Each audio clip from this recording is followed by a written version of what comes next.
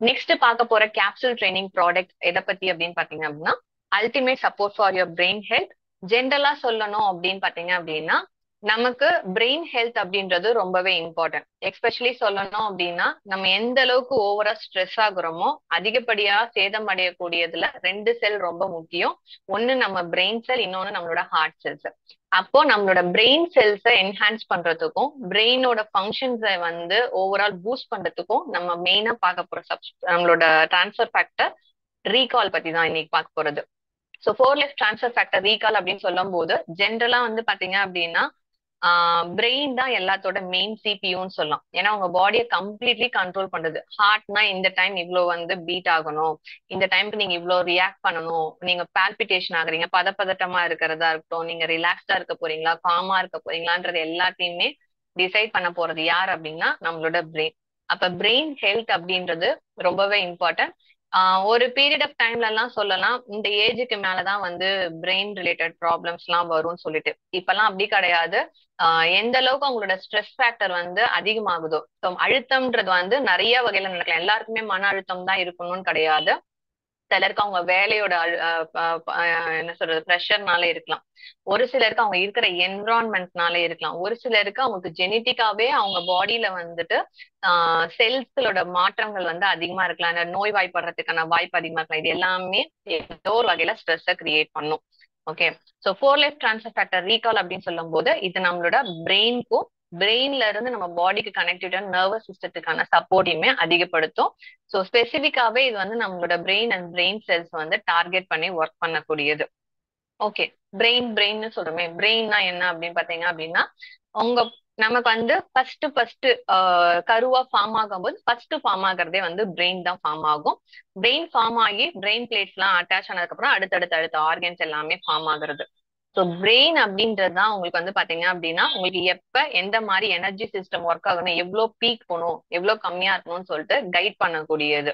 அதே மாதிரி பிரெயின் பொறுத்த வரைக்கும் எவ்வளோக்கு எவ்வளவு நம்ம மாடர்ன் டெக்னாலஜிக்குள்ளார உள்ள போறோமோ, டிஜிட்டலா இருக்கிறோமோ, எவ்வளவு நம்மளை சுத்தி ரேஸ் அதிகமாகுதோ இது எல்லாமே நம்மளோட பிரெயின் செல்ஸ என்ஹான்ஸ் பண்ணதோ இல்லையோ கண்டிப்பா வந்து டிக்ரீஸ் பண்றதுக்கான நிறைய சான்சஸ் உண்டு. ஓகே, ஸோ ஜென்ரலா சொல்லணும் அப்படின்னா நம்ம அதிகமா கேட்ஜெட்ஸ் யூஸ் பண்றோம், சரியா தூங்குறது கிடையாது, தண்ணி சரியா குடிக்கிறது கிடையாது, அதிகமான பேக்டு ஐட்டம் சாப்பிடுறோம், ரீஃபைன்டு ஃபுட் சாப்பிடுறோம், சுகர் இன்டேக்ஸ் அதிகமாக்குறது. இன்னொன்னு main thing, there is no human touch, social connectivity, social மீடியால இருக்கிறது கிடையாது, சோஷியல் இன்டராக்ஷன்ஸ் இல்லாம இருக்கிறது. அதே மாதிரி எலக்ட்ரானிக் டிவைசஸ் அதிகமா யூஸ் பண்ணும்போது அதுல இருந்து வரக்கூடிய ரேஸ், இது எல்லாமே உங்களோட பிரெயின் கெமிக்கல்ஸ் பிரெயின்ல இருக்கக்கூடிய கெமிக்கல் மாடிஃபிகேஷனை நிறைய பண்ணும். ஸோ அந்த மாதிரி பண்ணும்போது எல்லாமே பிரெயின் வந்து ஹெல்த்தியா இருக்குமா அப்படின்னு கேட்டீங்கன்னா பிரெயினோட ஏஜிங் ஃபேக்டர் ரொம்ப முன்னாடியே ஆரம்பிக்கிறதுக்கான வாய்ப்பு உண்டு. ஸோ அப்படி சொல்லும் போது four life transfer factor recall அப்படின்னு சொல்றது உங்களோட மென்டல் ஹெல்த்தையும் என்ஹான்ஸ் பண்ணும். அது மட்டும் இல்லாம நம்மளோட ஐக்யூ, காக்னிஷன் இது எல்லாத்தையுமே சேர்த்தே பூஸ்ட் பண்ணி கொடுக்கறதுக்கான ஒன் ஆஃப் த மெயின் சப்ஸ்டன்ஸ்ன்னு சொல்லலாம். அப்போ four life transfer factor recall என்ன பண்ணும் அப்படின்னு பாத்தீங்கன்னா ஃபர்ஸ்ட் திங், பிரெயினுக்கு வந்து நிறைய ஆக்சிஜன் வேணும், அதே மாதிரி எனர்ஜியும் சரி, குளுக்கோஸும் சரி, ஆக்சிஜனும் சரி பிரெயினுக்கு நிறைய வேணும். அதனால நீங்க வேலை செய்யும் போது கூட டயர்ட் ஆக மாட்டீங்க. ஏதாச்சும் ஒரு விஷயத்த கான்சென்ட்ரேட் பண்ணி படிக்கும் போதோ இல்ல ஒரு வேலையை வந்து ரொம்ப மும்முரமா என்ன சொல்ற அதுல மூழ்கி வேலை செய்யும் போதோ உங்க பிரெயின் வந்து சீக்கிரமா டயர்ட் ஆகிறதுக்கு வாய்ப்பு உண்டு. ஏன் அப்படின்னா அது அதிகப்படியான ஆக்சிஜனை கன்சியூம் பண்ணும், அதே சமயத்துல அது அதிகமான தேவையில்லாத ஃப்ரீ ரேடிக்கல்ஸ் சொல்லக்கூடிய கெமிக்கல்ஸை ரிலீஸ் பண்றதுக்குமே வாய்ப்பு அதிகமா உண்டு. ஸோ நம்மளோட பிரெயின் எப்படி நம்மளோட செல்லோட கனெக்டிவிட்டி பண்ணும் அப்படின்னு பாத்தீங்கன்னா மெயினா வந்து அதுக்குன்னு தனியா நர்வ்ஸ் உண்டு. அந்த நர்வ்ஸ்ல வந்து என்ன மாதிரி சிக்னல் போகும்னா ஒரு நியூரோ கெமிக்கல் சிக்னல்ஸ் போகும், அதான் வந்து நியூரோ டிரான்ஸ்மிட்டர்ஸ் சொல்லக்கூடியது. இது ஜென்ரலாவே வந்து பாத்தீங்க அப்படின்னா உங்களோட செல் பாடி டு பிரெயின், பிரெயின்ல இருந்து பாடி ரெண்டு கனெக்டிவிட்டியுமே ரெகுலேட் பண்ணணும்.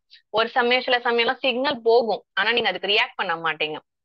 ஸோ அப்படின்னா என்னன்னா சிக்னல்ஸ் பிரெயினுக்கு போகுது பட் பிரெயினோட ரிப்ளை கெப்பாசிட்டி கம்மியா இருக்கும். அப்படின்னா என்னன்னா அதுவுமே இட்ஸ் பிரெயின் செல்லோட டேமேஜ் மாதிரி தான். ஸோ இது ரீகால் வந்து பாத்தீங்க அப்படின்னா it will B promoting the neuro transmitter. அது மட்டும் இல்லாம ஜென்ரலாவே அதிகப்படியான கெமிக்கல் ப்ரொடக்ஷன், அதுவும் வந்து தேவையில்லாத ஆக்சிடேஷன், தேவையில்லாத கெமிக்கல் அதிகமா ப்ரொடியூஸ் ஆகிறது பிரெயின்ல ப்ரொடியூஸ் ஆகிறதுக்கான வாய்ப்பு அதிகம். அதையுமே வந்து இது கண்ட்ரோல் வச்சு நிறைய ஆன்டி ஆக்சிடென்ட் சப்போர்ட்மே பிரெயினுக்கு கொடுக்கும். சிலருக்குலாம் வந்து பாத்தீங்கன்னா ஸ்லோ லேர்னர்ஸா இருப்பாங்க, புவர் கான்சென்ட்ரேட்டடா இருப்பாங்க. அவங்களால ஒரு சில விஷயத்துல வந்து ஃபோக்கஸே பண்ண முடியாது. சில விஷயம் படிக்கும்போது தெரியும், இல்ல கேட்கும்போது போறாங்க, அதுக்கப்புறம் மறந்து போயிருவாங்க. ஸோ இது எல்லாமே வந்து இட் இஸ் த ஷோயிங் இல்ல இண்டிகேஷன் சொல்லலாம் நம்ம பிரெயினோட health. So recall it will be support for learning and memory வந்து என்ஹான்ஸ் பண்றதுக்கான சப்போர்ட்டுமே பண்ணக்கூடியது. So four life transfer factor அப்படின்னு சொல்லும் போது first thing it's one of the immune modulator. Immune ஃபங்க்ஷன்ஸை பூஸ்ட் பண்றதுக்கான சப்ஸ்டன்ஸ் இருக்கு. இன்னொன்னு எதெல்லாம் நம்ம பிரெயின்கான த்ரெட்டனிங் மெட்டீரியலோ அதை முன்னாடியே ஃபைண்ட் அவுட் பண்ணி பிரெயின் செல்ஸை டேமேஜ் பண்ண விடாம ப்ரொடெக்ட் பண்ணிக்குது. ஒன் மோர் திங், நம்மளோட எப்பெல்லாம் எந்தெந்த செல்லுக்கு கரெக்டான டைம்ல ரிப்ளை பண்ணணும், அந்த எதுக்கு வந்து ரியாக்ட் பண்ணணும்ன்றதுக்கான சப்ஸ்டன்ஸுமே இது டீச் பண்ணும். அதுக்கான சப்ஸ்டன்ஸ் இல்லைன்னா அந்த எந்த பொருளை நம்ம ஃபேஸ் பண்றோமோ அதை மெமரியில வச்சு நெக்ஸ்ட் டைம் எந்த பொருள் த்ரெட்டனிங்னு வரும்போது அதுக்கு ஏற்ற மாதிரி அதை ரியாக்ட் பண்றதுக்கான நாலேஜுமே இதை டிரான்ஸ்ஃபர் பண்ணக்கூடியது. இதுல இருக்கக்கூடிய மெயினான இன்கிரியன்ஸ் என்னென்ன அப்படின்னு பார்த்தோம் அப்படின்னா ரோஸ்மெரி லீஃப், அப்புறம் மெக்னீசியம் அண்ட் ஜிங்கோ பிலோபான்னு சொல்லக்கூடியது. இது எல்லாமே நம்மளோட மென்டல் ஃபங்க்ஷன்ஸ்க்கும் பிரெயினுக்கு போகக்கூடிய oxygen support and circulation nutrient லெவலை வந்து என்ஹான்ஸ் பண்ணி கொடுக்குது. ஜென்ரலாவே மெக்னீசியம் சொல்லும் போது மெக்னீசியம் வந்து இட் இஸ் அ ரிலாக்ஸன்ட்.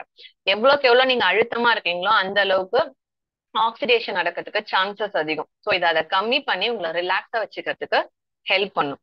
அதே மாதிரி L glutamine, L tyrosine and பாஸ்போடெல்சிரைன்னு சொல்லக்கூடியது, இது மூணுமே ஒரு வகையான புரத வகை பொருள் தான்.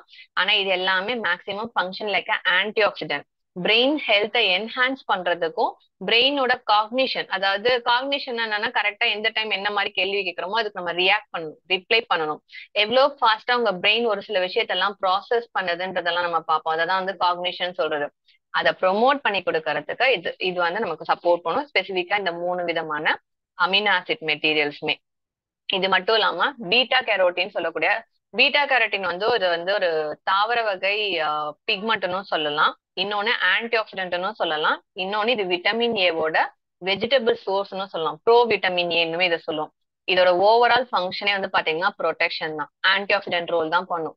இது வந்து எப்பவுமே பீட்டா கேரோட்டின் வந்து பாத்தீங்க அப்படின்னா முடிஞ்ச அளவுக்கு செல்லை வந்து ஒரு ஷீல்டு மாதிரி கொடுத்து ப்ரொடெக்ட் பண்ணதான் பார்க்கும். ஸோ அதனால பீட்டா கேரோட்டினுமே வந்து பாத்தீங்க அப்படின்னா நம்மளோட மென்டல் ஹெல்த்தை வந்து நல்லாவே என்ஹான்ஸ் பண்ணும். அண்ட் இது மட்டும் இல்லாம இதுவுமே வந்து பாத்தீங்கன்னா ஒரு புது விஷயத்த லேர்ன் பண்ணிக்கணும் அப்படின்னா நமக்கு நிறைய நியூரல் செல் ஆக்டிவிட்டி இருக்கணும், அதை என்ஹான்ஸ் பண்ணும். செல்ஸ்ல ஸ்டோரேஜ் பண்ணி அதை ரீகால் பண்றதுக்கான எபிலிட்டியுமே அதிகமாக்குறதுனாலதான் இது லேர்னிங் அண்ட் மெமரிக்குமே சப்போர்ட் பண்ணும்னு சொல்லிட்டு சொல்லலாம்.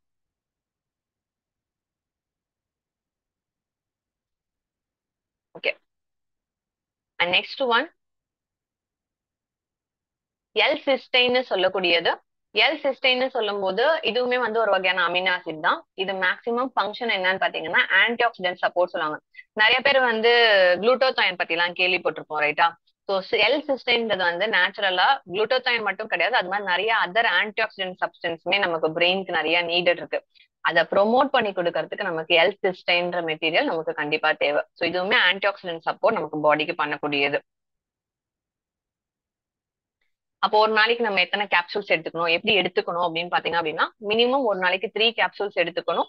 அதுவே ஒரு சிலரோட ரெகுலர் ஆக்டிவிட்டில அவங்களோட ஜாப் வைஸ் ரொம்ப ஸ்ட்ரெஸ்ஃபுல்லா இருக்கு, இல்ல அவங்களோட சுத்தி இருக்கிற என்விரான்மெண்ட் வந்து ரொம்ப வந்து பொல்யூட்டடா இருக்கு, ஆக்சிஜன் அந்த அளவுக்கு கிடைக்காது, இது எல்லாமே நம்மளோட பிரெயின் ஹெல்த் வந்து சப்ரஸ் பண்ணக்கூடியதான். அப்படின்னா அவங்களோட டோஸ் லெவல் மாறும். பட் மினிமம் ஒரு நாளைக்கு 3 capsule with 250 ml of water. முடிஞ்ச அளவுக்கு நிறைய ஹைட்ரேட் பண்றது பிரெயின்ல இருக்கிற தேவையில்லாத டாக்ஸின் மெட்டீரியலை வந்து டீடாக்சிஃபை பண்றதுக்குமே சப்போர்ட் பண்ணும். எஸ்பெஷலி எப்பவுமே ரீகால் எடுத்துக்க வேண்டியது மார்னிங் டைம்ல எடுத்துக்கிறது அட்வைசபிள். காலையில பிரேக்ஃபாஸ்ட் முடிச்சோன்னே எடுத்துக்கிறது, எப்பவுமே எந்த வித சப்ளிமெண்ட் எடுத்தாலுமே பிரேக்ஃபாஸ்ட் முடிச்சா ½ எடுத்துக்கிறதுமே அட்வைசபிள். ஸோ இதான் வந்து நம்ம 4 லைஃப் ட்ரான்ஸ்ஃபர் ஃபேக்டர் ரீகாலோட எப்படி வந்து நம்ம பிரெயினுக்கு சப்போர்ட் பண்ணி நம்மளோட பிரெயின் ஹெல்த்தை என்ஹான்ஸ் பண்றதுக்கான கம்ப்ளீட் டீடைல்ஸ்.